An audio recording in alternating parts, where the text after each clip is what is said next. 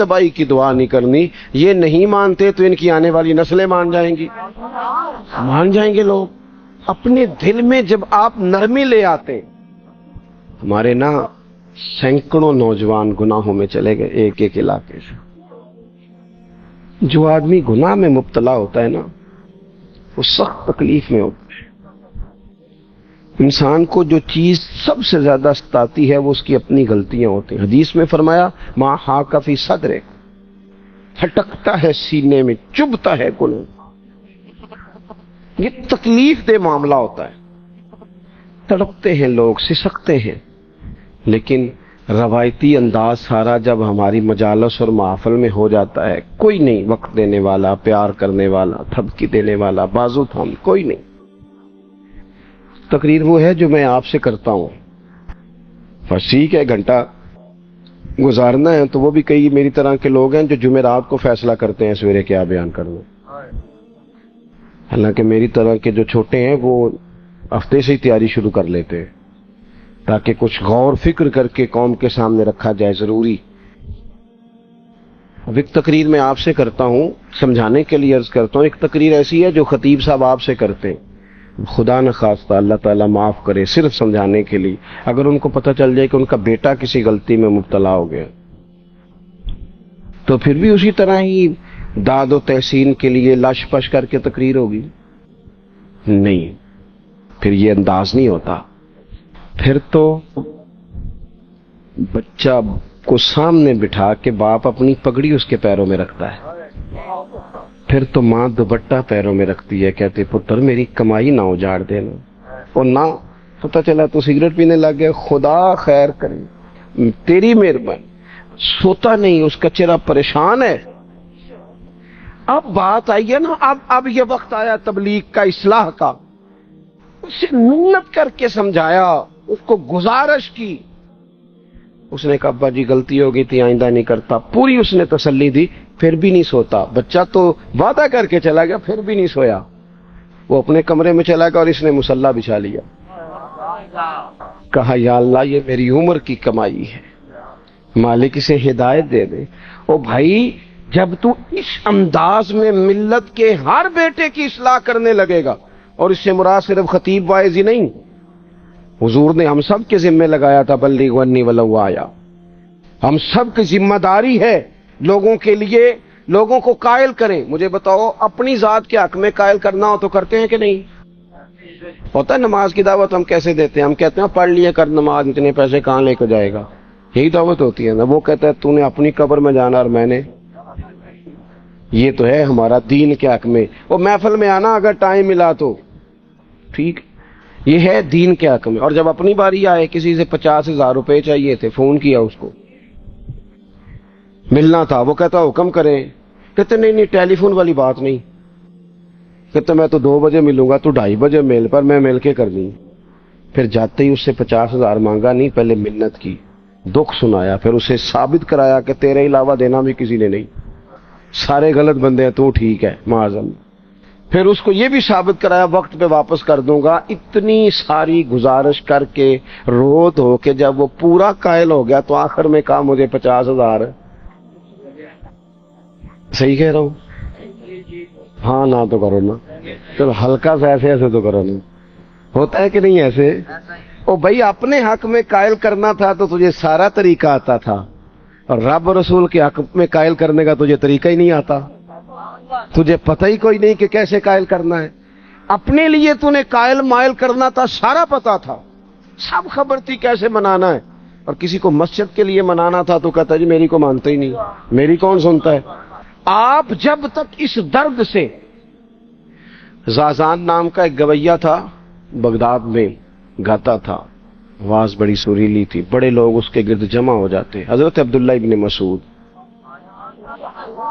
رضی اللہ تعالی، حضرت عبداللہ ابن مسعود، یہ وہ خوبصورت ہستی ہیں کہ محبوب نے فرمایا ان سے قرآن سیکھا کرو، یہ اسی طرح پڑھتے ہیں جس طرح میرے اوپر نازل ہوا تھا.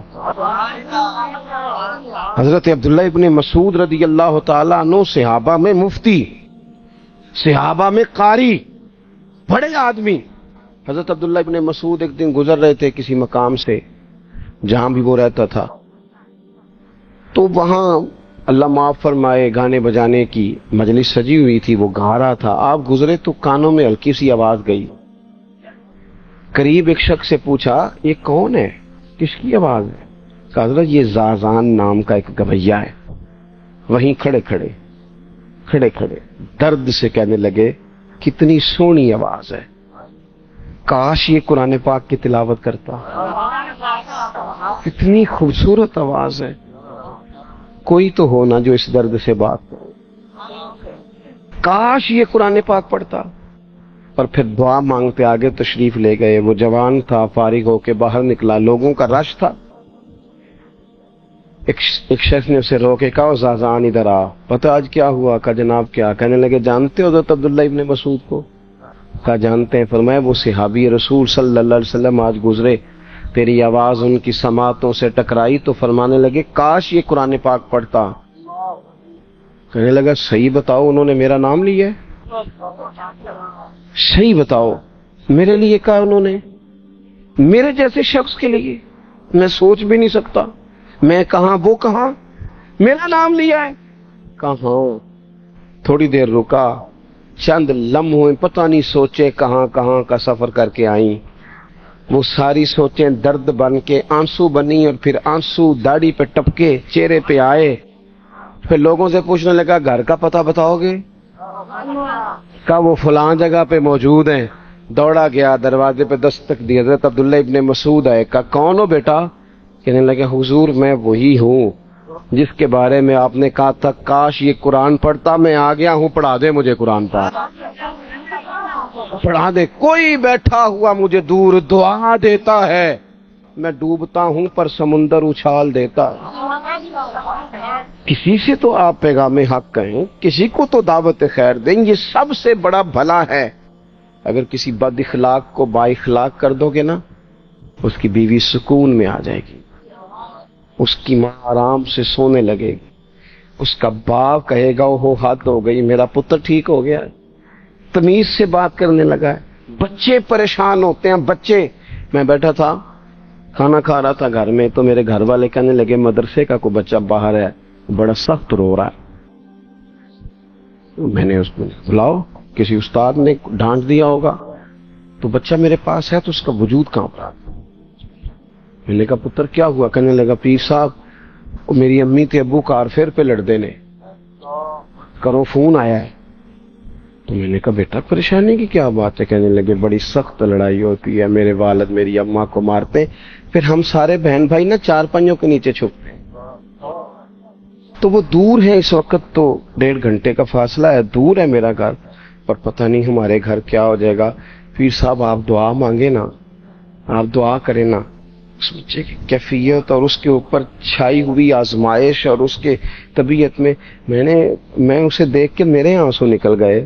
کچھ دنوں کے بعد میں نے اس کے باپ کو بلایا، میں نے کہا خدا کے بندے، تیری انا اور تیری بیوی کی انا اتنی سخت ٹکراتی ہے کہ تیری اولاد پیس کے رہ گئی، کاش تو رسول اللہ کی اس صفت سے آگاہ ہوتا کہ خدا کے بندوں کو معاف کر دو، اللہ تمہیں معاف فرما دے گا۔